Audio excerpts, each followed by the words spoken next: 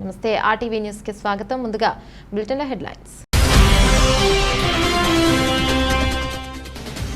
భారత్ చేరుకున్న రష్యా అధ్యక్షుడు Vladimir Putin ప్రధాని మోదీతో సమావేశం.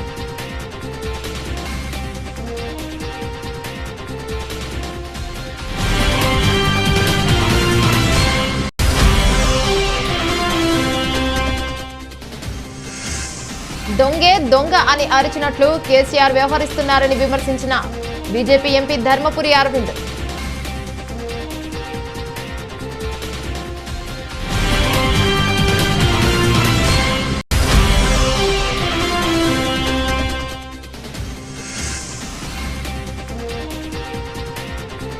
సాయుధ దళాల పతాక దినోత్సవ నిధికి సీఎం జగన్ విరాళం.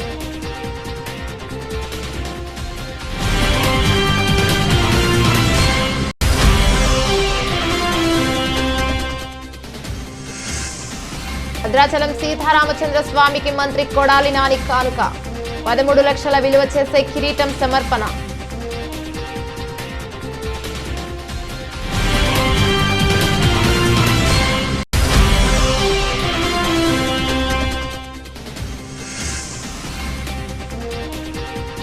రహానే గిల్ కు షాక్, ఆకాష్ చోప్రా ఫేవరెట్ జట్టులో దక్కని చోటు.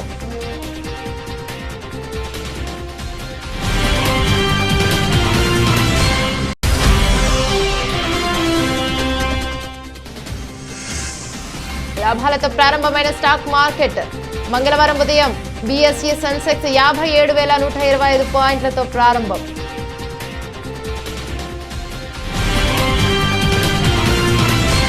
ప్రధానమంత్రి నరేంద్ర మోదీ రష్యా అధ్యక్షుడు వ్లాదిమిర్ పుతిన్ తో ఢిల్లీలోని హైదరాబాద్ హౌస్లో సోమవారం సాయంత్రం సమావేశమయ్యారు. ఇరు దేశాధినేతల మధ్య ద్వైపాక్షిక సంబంధాలపై చర్చలు కొనసాగుతున్నాయి. ఈ నేపథ్యంలో పలు కీలక ఒప్పందాలపై వారు సంతకాలను చేయనున్నారు. కాగా అంతకుముందు భారత్ రష్యాల మధ్య జరిగిన 2+2 సమావేశాలు 4 కీలక ఒప్పందాలపై ఇరు దేశాలు సంతకాలను చేశాయి. రైఫిల్స్ తయారీలో పాటు రానున్న 10 ఏళ్ల రక్షణ సహకారంపై ఒప్పందం చేసుకున్నాయి. ఈ భేటీలో భారత్ రష్యా రక్షణ విదేశాంగ శాఖ మంత్రులు పాల్గొన్నారు. ఇరు దేశాల వ్యూహాత్మక భాగస్వామ్యాన్ని మరింత బలోపేతంపై చర్చలు జరిపారు. భారత్ కు సహకారం అందించిన రష్యాకు రక్షణ మంత్రి రాజ్నాథ్ సింగ్ అభినందనలు తెలిపారు. ఒక దేశంతో బంధాన్ని బలోపేతం చేసుకోవడం అంటే మరో దేశాన్ని లక్ష్యంగా చేసుకున్నట్లు కాదన్న విషయం అర్థం చేసుకోవాలని పరోక్షంగా అమెరికాను ఉద్దేశించి అన్నారు. తాజా పరిస్థితులతో ఆసియాలో శాంతి స్థిరత్వం మెరుగుపడుతుందని రాజ్నాథ్ ఆశాభావాన్ని వ్యక్తం చేశారు. ఇక రాత్రి 9:30 గంటలకు పుతిన్ రష్యాకు తిరిగి వెళ్లనున్నట్లు విదేశాంగ శాఖ వర్గాలు తెలిపాయి. ये आपका दूसरी विदेश यात्रा और भारत ने आपने जिस प्रकार से भारत के प्रति आपका लगाव है, इसका ये आपकी जो निजी प्रतिबद्धता है उसका ये एक प्रकार से प्रतीक है और भारत रशिया संबंधों का कितना महत्व है वो इससे साफ होता है और इसके लिए मैं आपका बहुत आभारी हूँ. Ваше превосходительство, мой дорогой друг, президент Российской Федерации Владимир Владимирович Путин, приветствую вас в день для 21-го ежегодного двустороннего саммита. Я также приветствую всех членов делегации Российской Федерации. Я знаю, что за последние практически 2 года это только ваш второй визит за рубежом. Это свидетельствует о вашей личной приверженности нашим отношениям.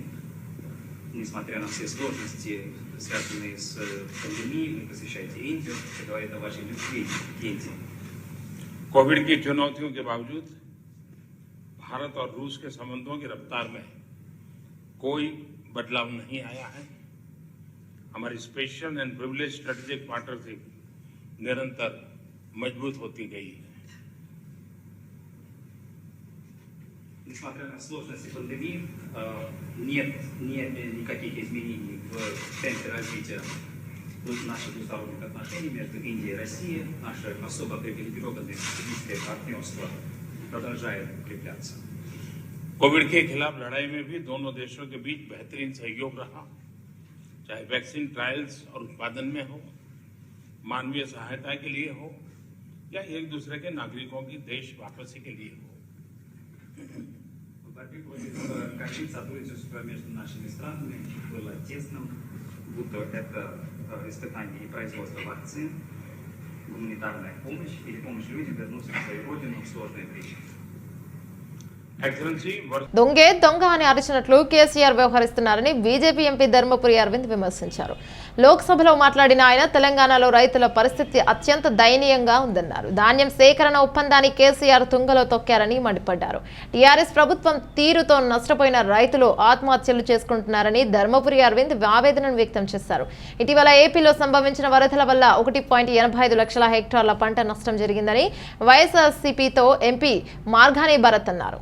లోక్సభలో వరద నష్టంపై మాట్లాడిన ఆయన కేంద్ర ప్రభుత్వం అంచనాల ప్రకారం దాదాపు 6,000 కోట్ల నష్టం జరిగిందని వెల్లడించారు. వరదల సమయంలో ఏపీ ప్రభుత్వం తీసుకున్న చర్యలపై కేంద్ర బృందం సభ్యులు సంతృప్తి వ్యక్తం చేసినట్లు చెప్పారు. కిసాన్ రైళ్ల వ్యవస్థ రైతాంగానికి ఎంతో మేలు చేస్తోందని వైఎస్ఆర్సీపీ ఎంపీ బెల్లన చంద్రశేఖర్ అన్నారు. లోక్సభలో ప్రజా ప్రాముఖ్యత విషయాల చర్చ సందర్భంగా రైతు సమస్యలను ఆయన సభ దృష్టికి తీసుకువచ్చారు. కిసాన్ రైలు రవాణా వినియోగించుకుంటున్న రైతులకు ఇస్తున్న సబ్సిడీని ఏడాదికి 150 కోట్ల రూపాయలు పెంచాలని కోరారు. లోక్సభలో రఘురామకృష్ణంరాజు వ్యాఖ్యలను వైఎస్ఆర్సీపీ ఎంపీ మిథున్ రెడ్డి తిప్పికొట్టారు. బ్యాంకులను మోసం చేసి ప్రజాధనాన్ని కొల్లగొట్టిన రఘురామకృష్ణంరాజుపై 2 సిబిఐ కేసులున్నాయని గుర్తు చేశారు. భారత్ థర్మల్ పేరుతో రఘురామ తీసుకున్న 1,000 కోట్ల రుణాలపై సమగ్ర దర్యాప్తు చేయాలని డిమాండ్ చేశారు. The suicides of farmers in the state of Telangana, so I request couple of minutes. Sir, in Telugu there is a proverb, donga donga, donge donga donga annattu, which Hindi version is ulta chor kotwal ko date. Today in Telangana this seems to be coming into life. The farmers of Telangana are in a very bad condition under the current state dispensation. The farmers in the state of Telangana are committing suicides because the state is not procuring in spite of an agreement in place with the center for procuring 60 lakhs metric tons of paddy. Between 2014 and to 2020, more than 416 farmers have committed suicide only in Siddipet district, which is the home district of Chief Minister and Finance and Health Minister. Another reason for the increase in farmer suicides in Telangana is delay in procurement of paddy, due to which during the rains the produce stands damaged, resulting in irreparable loss to the farmers. The central government has never said that they will not procure rice from Telangana. Instead, the procurement of rice by FCI during the past 5 years has increased from 35.96 lakh metric tons to 94.53 lakh metric tons in 2020-21, an increase of over 3 times. In spite of this, the TRS MPs are creating the ruckus here, insulting the institution of parliament and people's mandate. Sir, 1 minute. Okay, sir. Regarding paraboiled rice, sir, the FCA has been communicating with the states since many years to reduce the production of parboiled rice, as the states that consume parboiled rice are now self-sufficient. There is another reason for going on in this process. The paddy which is procured in being distributed among all rice millers to make custom. నాగాలాండ్లో తీవ్రవాదుల కదలికలపై విశ్వసనీయ సమాచారం ఉన్నప్పటికీ వారిని గుర్తించడంలో భద్రతా దళాలు పొరపాటున పడడం వల్లే కాల్పులు జరిగాయని కేంద్ర హోంమంత్రి అమిత్ షా చెప్పారు. ఈ ఘటనపై ప్రభుత్వం విచారణ వ్యక్తం చేస్తున్నట్లు తెలిపారు. ఈ ఘటనపై సిట్ 4 రోజులుగా విచారణ పూర్తి చేస్తుందన్నారు.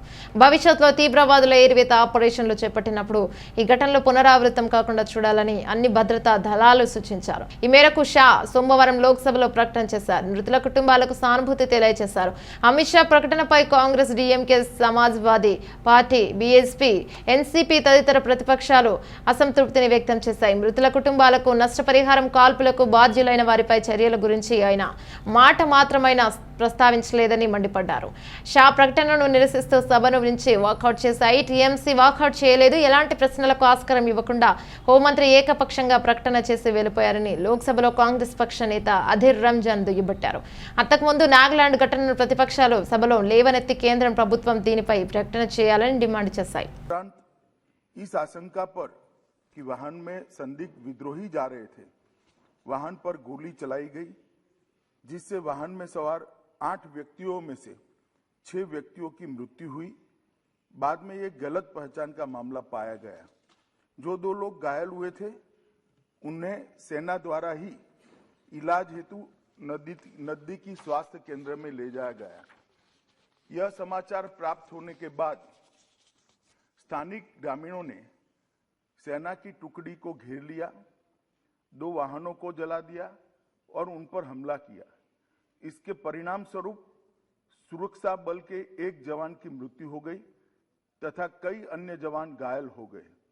अपनी सुरक्षा में तथा भीड़ को तितर बितर करने के लिए सुरक्षा बलों को गोली चलानी पड़ी, जिससे 7 और नागरिकों की मृत्यु हो गई तथा कुछ अन्य घायल हो गए।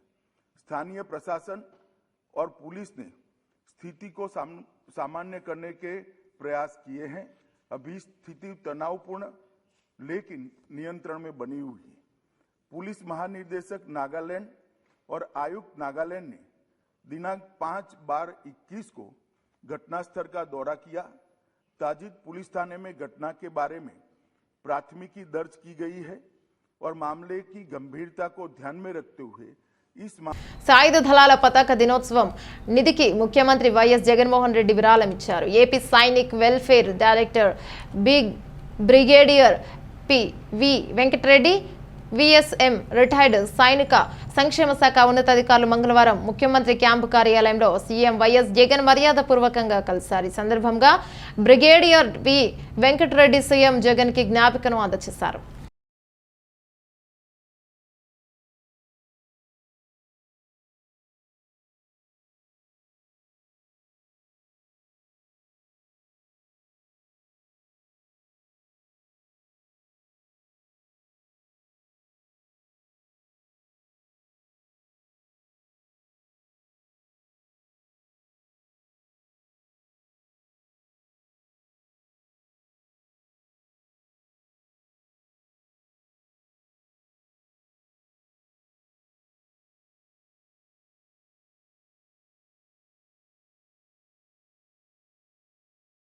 తెలంగాణ రాష్ట్రం భద్రాచలంలోని సీతారామచంద్ర స్వామి ఆలయాన్ని మంత్రి కొడాలి నాని సోమవారం కుటుంబ సమేతంగా దర్శించుకున్నారు.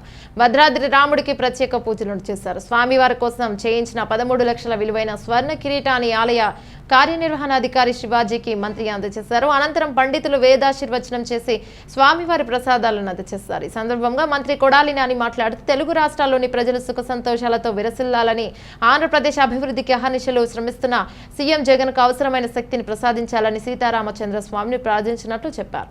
ప్రతిపక్ష నేత చంద్రబాబుకు మీడియా మైక్లో కనిపిస్తే రెచ్చిపోతారని, కడుపు మంట వెళ్లగక్కుతారని మంత్రి బొత్స సత్యనారాయణ మండిపడ్డారు. ప్రభుత్వంపై బురద చల్లడమే ఆయన పనిగా పెట్టుకున్నారన్నారు. చిత్తశుద్ధి పనిచేయాలనే తపన ఆయనలో లేదని దుయ్యబట్టారు. తాను అబద్ధాలు ఆడుతున్నానని బుచ్చయ్య చౌదరి చెప్తున్నారని, ధైర్యం ఉంటే చర్చకు రావాలంటూ సవాల్ విసిరారు. తాడేపల్లిలోని వైఎస్ఆర్సీపీ కేంద్ర కార్యాలయంలో ఆయన సోమవారం మాట్లాడారు. రాజ్యాంగ పరిధిలో బాబు పాలన చేస్తే 23 సీట్లకు ఎందుకు దిగజారని ప్రశ్నించారు. కాల్ మనీ సెక్స్ రాకెట్ లో మునిగిన తెలుగుదేశం పార్టీ ఎమ్మెల్యేలు, ఎమ్మెల్సీలను తప్పించేందుకు 2016లో 125 అడుగుల అంబేద్కర్ విగ్రహం ఏర్పాటు చేస్తామంటూ జీవో ఇచ్చి 2019 వరకు తొక్కిపెట్టారని చెప్పారు. అంబేద్కర్ విగ్రహం పేరుతో డైవర్షన్ ప్లాన్ అమలు చేశారని, విగ్రహం ఆకారం కూడా లేకుండా అధికారంలో ఉన్న మిగతా 3 ఏళ్లు డ్రామా ఆడారన్నారు. ఇప్పుడు మళ్లీ బాబు అంబేద్కర్ గుర్తొచ్చారని మండిపడ్డారు. విజయనగరం వ్యక్తులు భాషా సంస్కృతి గురించి బాబు విమర్శలు చేస్తున్నారని, వారిలాగా మోసం, దగా, వంచనతో రాజకీయాలు చేయబోమన్నారు. ప్రతిపక్ష నాయకుడు చంద్రబాబు నాయుడు అందరికి తెలిసే ఉంటుంది, నేను చెప్పక్కర్లేదు ఆయన గురించి. అంటే ప్రతిపక్ష నాయకుడే చంద్రబాబు నాయుడు రాష్ట్రంలో అంతే అని చెప్పక్కర్లేదు అనే విషయం, అంతే తప్ప ఇంకేం కాదు. ఇంతకుముందు ఆయన మాట్లాడాడు. ఆయనకి ఏమలవాటు, ఈ మధ్యకాలంలో నేను చూస్తాను ఆయన్ని, ఏదైనా ఒక అకేషన్, అది మంచిదా చెడుదా, లేకపోతే ఒక భౌతిక కార్యక్రమమా, లేకపోతే ఎవరైనా పరంపదించి వాళ్ళని చూడడానికి ఉన్నప్పుడు కార్యక్రమమా, లేదా వర్ధంత, లేదా జయంత అనేది కాకుండా సందర్భం మైకులు ఉంటే, టీవీలు మనకు కనిపిస్తే, పత్రికా సోదరులు కనిపిస్తే వెంటనే ఆయన వచ్చి ప్రభుత్వం మీద విరుచుకుపడడం అనేది ఆనవాయితీ. ఆయన కడుపులోని బాధని, మంటని అవన్నీ వెలగెక్కియాలి. అది వెలగెక్కి మొన్నటి రోజున రోషయ్య గారు భారతదేశాన్ని ఆయన వాళ్ళ తగిలిన నేపథ్యంలో ఆయన మాట్లాడో చూసాం. మరి ఈరోజు అంబేద్కర్ గారి వర్ధంతినాడు ఆయన మాటలు చూస్తున్నాం. 120 సంవత్సరాలు సందర్భంగా ఆయన తాలూకా విగ్రహాన్ని వచ్చి 125 అడుగుల విగ్రహాన్ని మరి నేను 2016లో జీవో ఇచ్చాను. 2016లో జీవో ఇచ్చి దాన్ని ఏర్పాటు చేయడానికి ప్రారంభించాను. అని చెప్పాడు. దాంతోపాటు ఇంక 2, 3 చెప్పాడు. రాజ్యాంగం గురించి, రాజ్యాంగం అంత మంచిదైనప్పటికీ కూడా అమలు జరిపేవాళ్ళు సరైన వాళ్ళు కాకపోతే అది భ్రష్టు పట్టిపోద్ది, దానికి అనర్థాలు వస్తాయని చెప్పడం మాట కూడా జరిగింది. అలాగే ఇంకేవో మాట్లాడారు. సరే, ఒకటిగా సీఎం వైఎస్ జగన్మోహన్ రెడ్డి ఉద్యోగుల పక్షపాతి అని ప్రభుత్వ సలహాదారు ఎన్జీఓ మాజీ అధ్యక్షుడు చంద్రశేఖర్ రెడ్డి తెలిపారు. ఉద్యోగులు ప్రజలందరి మన్ననలతో జగన్ ముఖ్యమంత్రి అయ్యారని ఒక ప్రకటనలో చెప్పారు. త్వరలోనే పీఆర్సీ ఇవ్వాలని అధికారులను సీఎం ఆదేశించారని తెలిపారు. సీఎం జగన్ అధికారంలోకి వచ్చిన వెంటనే అడక్కపోయినా 27% మధ్యంతర వృత్తిని ఇచ్చారని తెలిపారు. ఆర్టీసీని ప్రభుత్వంలో విలీనం చేశారన్నారు. గ్రామ సచివాలయాల్లో అతి తక్కువ కాలంలో 1.30 లక్షల మందిని పారదర్శకంగా నియమించడం గొప్ప విషయమన్నారు. కరోనా మహమ్మారితో ఆర్థిక పరిస్థితి అంతంత మాత్రంగానే ఉందని, అందువల్లే ఉద్యోగులకు అందవలసినవి సకాలంలో అందలేదన్నారు. కోయిలకుంట్ల పట్టణంలోని కుందు నదిపై అప్పటి బ్రిటిష్ ప్రభుత్వం నిర్మించిన బ్రిడ్జిని ఆధునీకరించి మనగానపల్లి నియోజకవర్గ ఆ శాసనసభ్యులు కాటసాని రామరెడ్డి గారు ప్రారంభించడం జరిగింది. అనంతరం బాబాసాహెబ్ అంబేద్కర్ గారి వర్ధంతి సందర్భంగా చిత్రపటానికి పూలమాలలు వేసి ఘనంగా నివాళులను అర్పించడం జరిగింది. సందర్భంగా రేపల్లి నియోజకవర్గ శాసనసభ్యులు కాటసాని రామరెడ్డి గారు మాట్లాడుతూ 100 సంవత్సరాల క్రితం బ్రిటిష్ వారు నిర్మించిన బ్రిడ్జి 2009వ సంవత్సరం వరకు పట్టణ వాసులకు ప్రధాన రహదారిగా ఉండేదని, ఆ తర్వాత కొత్తగా నిర్మించిన బ్రిడ్జి మీద రాకపోకలు సాగడంతో బ్రిటిష్ వారు నిర్మించిన బ్రిడ్జి శిథిలావస్థకు చేరుకోవడంతో కోరుట్ల పట్టణానికి చెందిన మన కోవెలకుంట్ల గ్రూప్ సభ్యులు కాటసాని రామరెడ్డి గారిని బ్రిటిష్ వారు నిర్మించిన బ్రిడ్జిని ఆధునీకరించాలని వినతి పత్రాన్ని అందచేత తాను తన వంతు సహకారం అందించి నేడు ప్రారంభించడం జరిగిందని చెప్పారు. 1918లో మొదలుపెట్టి 1919 అక్టోబర్ నెలలో బ్రిడ్జిని అప్పటికే ఈ డిస్ట్రిక్ట్ బోర్డు కలెక్టర్ సిఎఫ్ బ్రాకెన్ వారి ప్రారంభించడం జరిగిందని చెప్పారు. నేడు కోవెలకుంట్ల పట్టణ వాసుల కళ నెరవేరిందని, దాని మీద వాకింగ్ ట్రాక్ ను ఏర్పాటు చేయడంతో కోవెలకుంట్ల పట్టణ ప్రాంత వాసులు హర్షం వ్యక్తం చేస్తున్నారని చెప్పారు.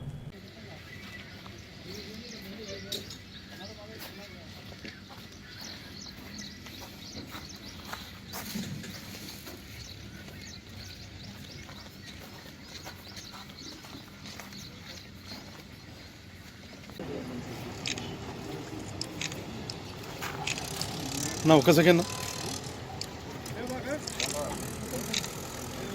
ఓకేనా?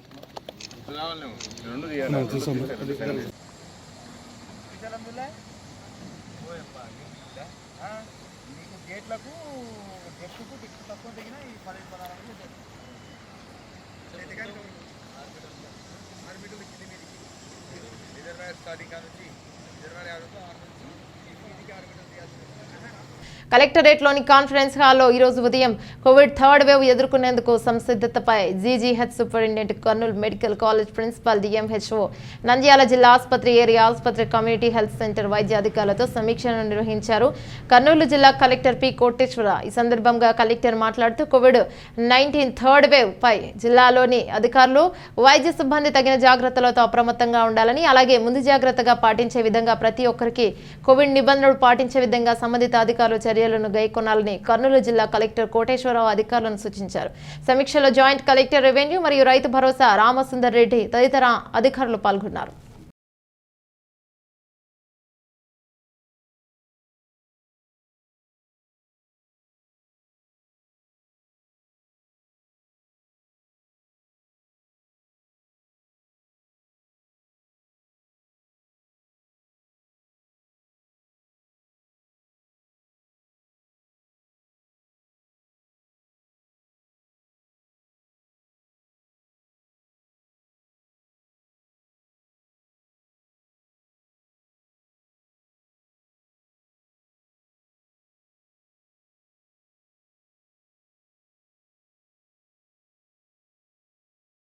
మంచిర్యాల జిల్లా మందమరి డివిజన్ అన్ని డిపార్ట్మెంట్ల కార్మికులు ఎస్ఆర్పీసీ వర్క్షాప్ రెస్క్యూ సిబ్బంది కార్మికులు భద్రతలో భాగంగా సింగరేణి హైస్కూల్ మైదానం నుండి కార్మికులు హెల్మెట్ ర్యాలీని ఏరియా జీఎం చింతల శ్రీనివాస్ ప్రారంభించారు. అనంతరం వారు మాట్లాడుతూ ద్విచక్ర వాహనంపై వచ్చే వారందరూ ఇంటి నుండే భద్రతను పాటించాలని ఆర్కేపీ సిహెచ్పి యందు హెల్మెట్ అవగాహన సదస్సును పిలుపు మేరకు అన్ని గనులు డిపార్ట్మెంట్లలో హెల్మెట్ ర్యాలీ నిర్వహించారు. బైక్ ప్రమాదాలలో 80% శిరస్సు ప్రమాదంలో చనిపోతున్నారని, శిరస్త్రావణం ధరిస్తే మీ కుటుంబం రక్షించబడుతుందని అన్నారు. ఒక చిన్న సెల్ ఫోన్ కే స్క్రీన్ గార్డ్ పెడుతున్నాం కానీ మన ముఖానికి సేఫ్టీ గార్డ్ పెట్టకపోవడం మన నిర్లక్ష్యంగా ఉండకూడదు అన్నారు.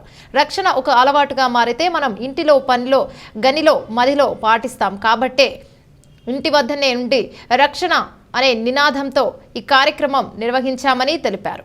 ముందు నడుపుతూ మనము మన కుటుంబ సభ్యుల్ని ఆరోగ్యంగా ఉంచుతూ మన సంస్థ అభివృద్ధిలో మనం పాటుపడుతూ ఉన్నాం. దీంట్లో భాగంగా మనం సంస్థలో సుమారు 70% మంది వరకు ఉద్యోగులు 2 వీలర్పై ప్రయాణం చేస్తూ ఉన్నారు. చాలా మటుకు కొందరు 4 వీలర్స్ ఉన్నాయి, కొందరికి అతి తక్కువ మందికి, ఇంకా చాలా తక్కువ మంది మనకు ఆర్టీసీ బస్సులలో కానీ పనిచేస్తూ వస్తూ వాళ్ళ విధుల్లో పాల్గొంటూ ఉన్నారు. అయితే 2 వీలర్ వాడుతున్నప్పుడు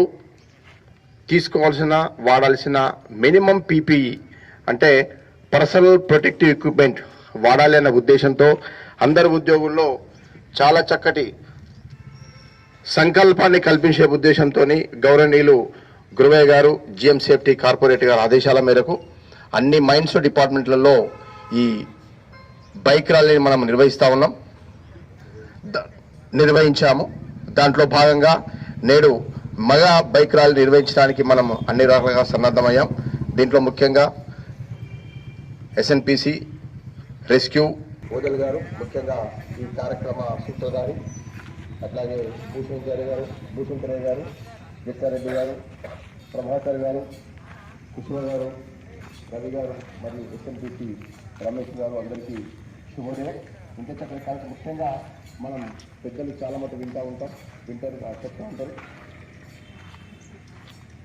ఎన్నో జన్మల పూర్వజన్మ సుకృతంతోనే మన మానవ జన్మ ఇస్తాం. ఆ మానవ జన్మలో కూడా ఎలాంటి న్యూజిలాండ్ తో జరిగిన టెస్ట్ సిరీస్ 1.0 తేడాతో కైవసం చేసుకుని జోరు మీదున్న టీమిండియా సౌత్ ఆఫ్రికా టూర్కు బయలుదేరనుంది. ఒమిక్రాన్ నేపథ్యంలో ఆలస్యంగా ప్రారంభం కానున్న టూర్లో ఇరు జట్ల మధ్య డిసెంబర్ 26 నుంచి తొలి టెస్ట్ జరగనుంది. నేపథ్యంలో బీసీసీఐ సౌత్ ఆఫ్రికా పర్యటనకు వెళ్లనున్న టీమిండియా జట్టును ప్రకటించనుంది.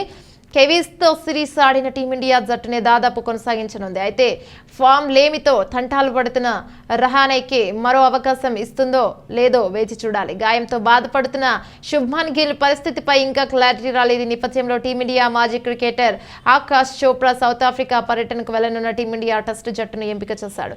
15 మందితో కూడిన జట్టులో 11 మందిని తుది జట్టుగా ఎంపిక చేసి మిగతా 4 రిజర్వ్గా ఎంపిక చేశాడు. జట్టు విషయానికి వస్తే రోహిత్ శర్మ, కేఎల్ రాహుల్ను ఓపెనర్లుగా ఎంపిక చేశాడు. ఇక 1 డౌన్లో చతేశ్వర్ పూజారా, 4వ స్థానంలో కోహ్లీ, 5వ స్థానంలో రహానేకు బదులు శ్రేయాస్ అయ్యర్ను ఎంపిక చేస్తాడు. వికెట్ కీపర్గా రిషబ్ పంత్కు అవకాశం ఇచ్చిన చోప్రా ఆల్రౌండర్లుగా జడేజా, అశ్విన్లకు చోటు కల్పించాడు. ఇక పేసర్లుగా బ్రూమా, షమి, సిరాజ్లను ఎంపిక చేశాడు. మయాంక్ అగర్వాల్, హనుమా విహారీ, శార్దుల్ ఠాగూర్, ఉమేష్ యాదవ్లను రిజర్వ్ ప్లేయర్లుగా ఎంపిక చేశాడు. ఇక ఈ జాబితాలో అజింక్య రహానే, గిల్లకు చోటు దక్కలేదు. దర్శక ధీరుడు రాజమౌళి చిత్రం అంటేనే అంచనాలు రేంజ్లో ఉంటాయని ప్రత్యేకంగా చెప్పాల్సిన అవసరం లేదు. అలాంటిది young tiger junior NTR, mega power star Ram చరణ్లతో రాజమౌళి ఓ సినిమా తెరకెక్కిస్తున్నారంటే ఆ సినిమాకు అంచనాలు అంతకు మించి ఉన్నట్లుగా ఉంటాయి. వీరి ముగ్గురి కాంబినేషన్లో వస్తున్న RRR పై సినిమాకు బడ్జెట్కు మించిన ఎక్స్పెక్టేషన్స్ ఉన్నాయి. జనవరి 7, 2022 వస్తున్న ఈ సినిమా సంక్రాంతి సీజన్కు అదిరిపోయే ఆరంభాన్ని ఇవ్వబోతుందని టాలీవుడ్ గట్టిగా నమ్ముతుంది. ఈ నెల 9న ట్రైలర్ రాబోతుంది. ఈ ట్రైలర్ ను తెలుగు రాష్ట్రాలలో ప్రధానమైన థియేటర్లలో దర్శించబోతుంది. చిత్ర బృందం ఈ సినిమా విడుదలకు కూడా కనివిని ఎరుగని రీతిలో ప్లాన్ చేస్తున్నారు. మేకర్స్ ఒక్క అమెరికాలోనే 1000కి పైగా మల్టీప్లెక్స్లు బ్లాక్ చేశారని సమాచారం. అగ్రరాజ్యంలో భారతీయ సినిమా ఈ స్థాయిలో ఎప్పుడు విడుదల కాలేదని, ఓ రకంగా RRR చిత్రం రికార్డు క్రియేట్ చేయబోతుందని ఫిల్మ్ నగర వర్గాలు చెప్తున్నాయి. ఇదిలా ఉంటే అభిమానుల్లో జోష్ నింపడానికి సోమవారం డిసెంబర్ 6న 2 సర్ప్రైజ్లు అందించింది. చిత్ర బృందం ఎన్టీఆర్, రామ్ చరణ్ పాత్రలకు సంబంధించిన కొత్త పోస్టర్లను విడుదల చేసింది. ఇద్దరు హీరోలు చాలా పవర్ఫుల్ గా లుక్ లో కనిపించి అభిమానులు, సినీ ప్రేక్షకులను ఆకట్టుకునేలా ఉన్నారు. ఈ సినిమా సుమారు 450 కోట్ల భారీ బడ్జెట్ తో తెరకెక్కనుంది. ఏషియన్ మార్కెట్లు కోలుకోవడంతో దేశీ మార్కెట్లు సైతం లాభాల బాట పట్టాయి. ఇటు సెన్సెక్స్ అటు నిఫ్టీలో బ్లూ చిప్ కంపెనీల షేర్ల ధరలు పెరగడంతో మార్కెట్లో ఆశాజనక వాతావరణం నెలకొంది. మరోవైపు RBI ద్రవ విధాన కమిటీ సమావేశం సైతం మార్కెట్ అనుకూల నిర్ణయాలు తీసుకుంటుందనే వార్తల నేపథ్యంలో దేశీ సూచీలు లాభాలను పొందుతున్నాయి. మంగళవారం ఉదయం BSE సెన్సెక్స్ 57,125 పాయింట్లతో ప్రారంభమైంది. ఆ తర్వాత వరుసగా పాయింట్లు పొందుతూ పోయింది. ఉదయం 10 గంటల సమయంలో 541 పాయింట్లు లాభపడి 57,288 పాయింట్ల దగ్గర ట్రేడ్ అవుతోంది. NSE నిఫ్టీ 156 పాయింట్లు లాభపడి 17,068 పాయింట్ల దగ్గర కొనసాగుతోంది.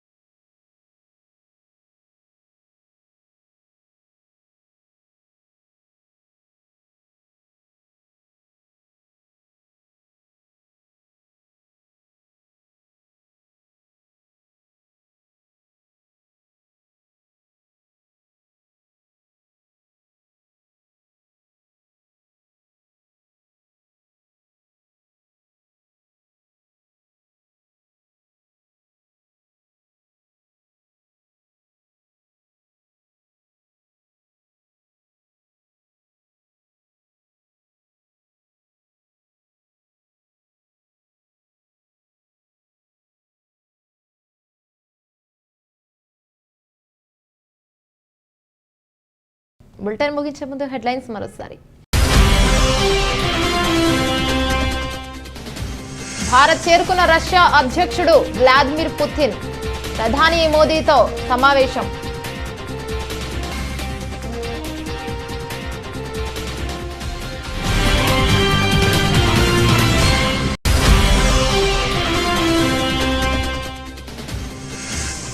దొంగే దొంగ అని అరిచినట్లు కేసీఆర్ వ్యవహరిస్తున్నారని విమర్శించిన బీజేపీ ఎంపీ ధర్మపురి అరవింద్.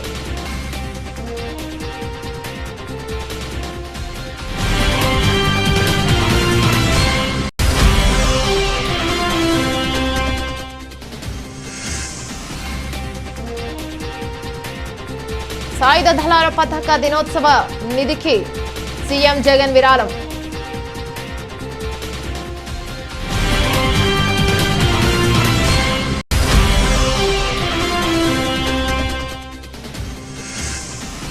భద్రాచలం సీతారామచంద్ర స్వామికి మంత్రి కొడాలి నాని కానుక, 13 లక్షల విలువ చేసే కిరీటం సమర్పణ.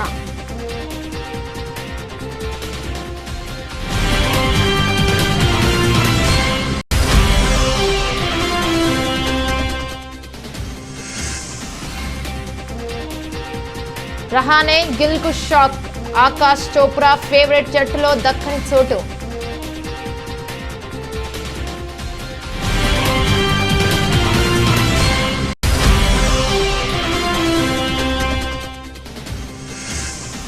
లాభాలతో ప్రారంభమైన స్టాక్ మార్కెట్.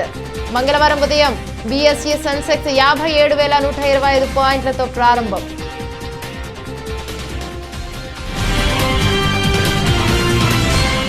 ఇవి రోజు బులెటిన్లోని అప్డేట్స్. మరో బులెటిన్లో మళ్ళీ కలుసుకుందాం. అంతవరకు సెలవు, నమస్తే.